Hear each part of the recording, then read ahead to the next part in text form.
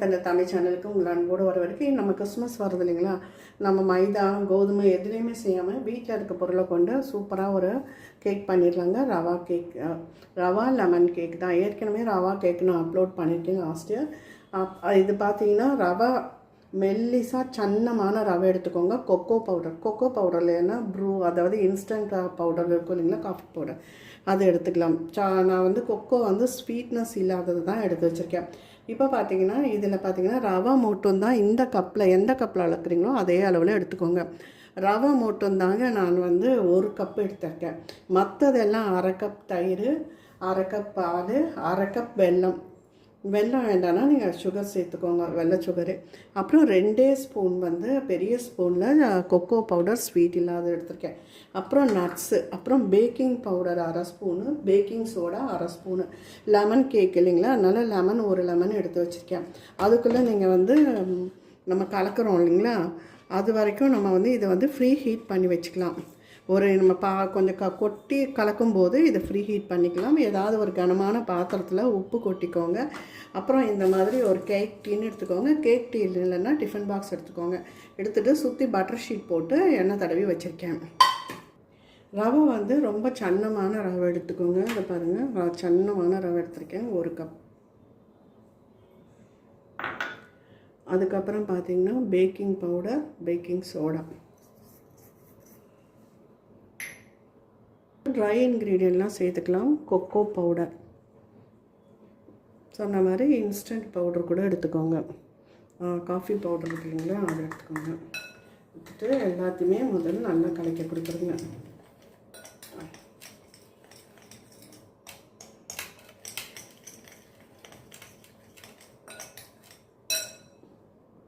இப்போ பார்த்தீங்கன்னா நாட்டு சர்க்கரை இல்லைன்னா வெல்லம் இல்லைன்னா சுகர்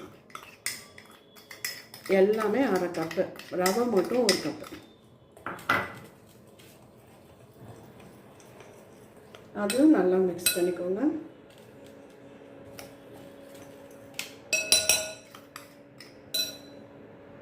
அதுக்கப்புறம் பார்த்தீங்கன்னா தயிர், 1/2 கப் தயிர். இப்போது எண்ணெய், 1/2 கப் எண்ணெய். ரீஃபைண்ட் ஆயிலாக எடுத்துக்கோங்க. நல்லெண்ணெய், கடலெண்ணெய் யூஸ் பண்ணக்கூடாது, வாசம் வராத எண்ணெய்.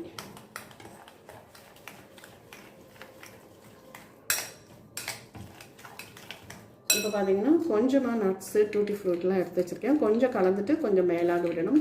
நம்ம என்ன தான் இது போட்டாலும் அடியில் போயிடும். இல்லைன்னா மாவு கலந்து மிக்ஸ் பண்ணி விடணும். இது மேலே இருக்கிறதுக்கு இருக்கட்டும். இப்போ பாருங்கள், ஓரளவு இது கலந்தாச்சு.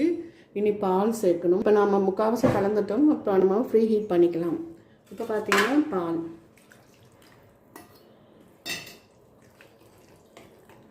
நல்லா அந்த வெல்லம் கரையணும்.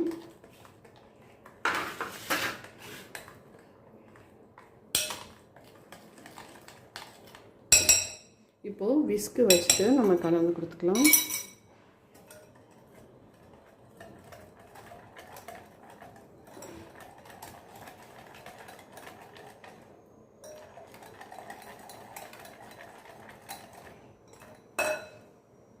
இப்போ பார்த்தீங்கன்னா லெமன் ஜூஸை நம்ம பிழிஞ்சு எடுத்துக்கலாங்க. இப்போ பார்த்தீங்கன்னா 1/2 மூடி வந்திருக்கு எனக்கு. 1 பழம் தான் பிழிஞ்சேன்.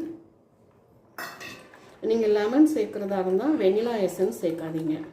இப்போ இதை நல்லா கலந்து கொடுத்துருவோம். இப்போ பாருங்கள், நமக்கு கலவை வந்து ரெடி ஆகிருக்கு. இப்படி இருக்கணும். இப்போ பார்த்தீங்கன்னா நான் கேக் டின் எடுத்து வச்சுருக்கேன். அதில் இதை ஊற்றிடலாம்.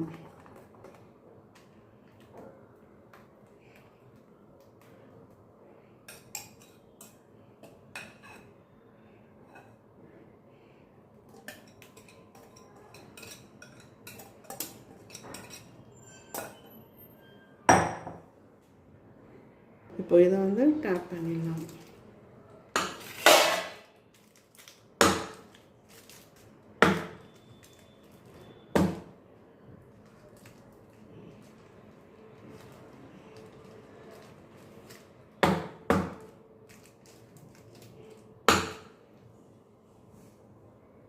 இப்போ பார்த்திங்கன்னா வச்சாச்சு. நம்ம மூடி போட்டு மூடிடலாம்.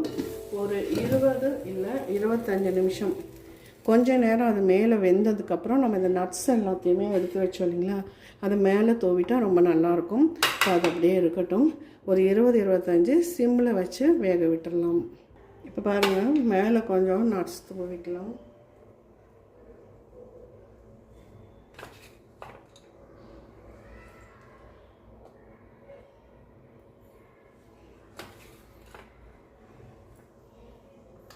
அவ்வளோதான். இப்போ மூடிட்டு வேக விடுவோம்.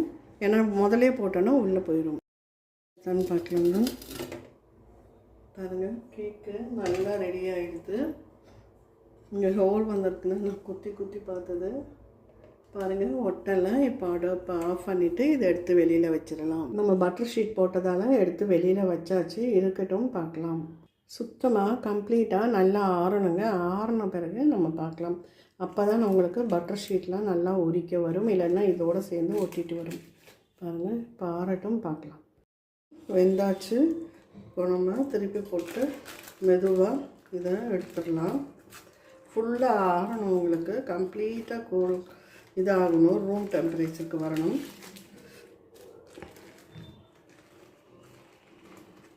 அவ்வளோதாங்க. அப்படியே திருப்பிக்கலாம். அவ்வளோதாங்க, சூப்பராக ரவா கேக்கு ரெடி ஆகிடுது.